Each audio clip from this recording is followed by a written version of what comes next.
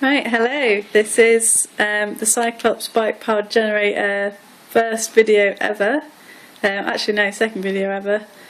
I've been at Meanwood today getting the Meanwood Bike-Powered Generator ready for the Mayor's visit on Tuesday. The Mayor of Leeds is coming to visit.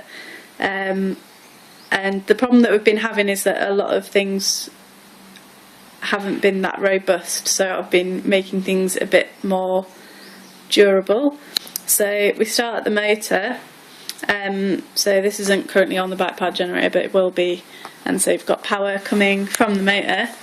We've got some little bullet clips here which allows you to connect and disconnect them so that when you're packing things up and unpacking, it's not just a huge heap of tangled wires.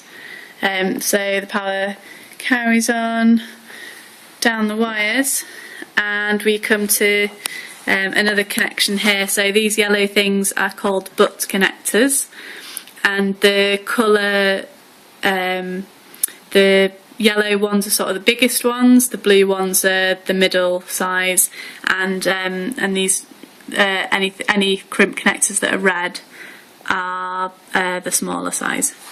So what we've got here are the power cables from the motor that are going into the butt connectors, and the power is continuing along this wire here.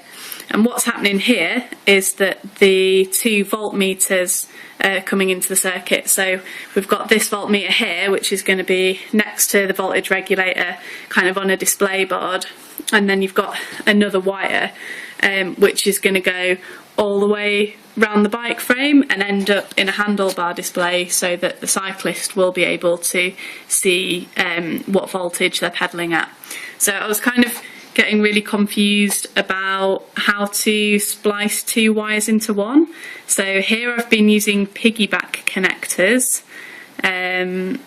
which I've got some photos on the actual blog which are probably easier to understand, and that's like one method, but these need insulating and it's really fiddly and yeah, so I think I'll probably end up going with something that's more like this. And there's also the option that I've done over here to splice 2 wires into a bullet connector, and actually I think that's the best one. So yeah, so on this side of the bike-powered this side of the voltage regulator, which is that green thing, you've got the pedalling voltmeters. So that will be going up and down depending on how fast the cyclist is pedalling. So I want to be telling them to pedal at about 14 volts. So they've got the handlebar display to look at to keep it nice and steady. So yeah, what happens here is that power comes into the voltage regulator. Right down in this bottom left hand corner, this is really bad at focusing, is the potentiometer. So there's like a tiny little dial, again I'll have better photos, that you turn to adjust the output voltage. So this gives you a steady output voltage.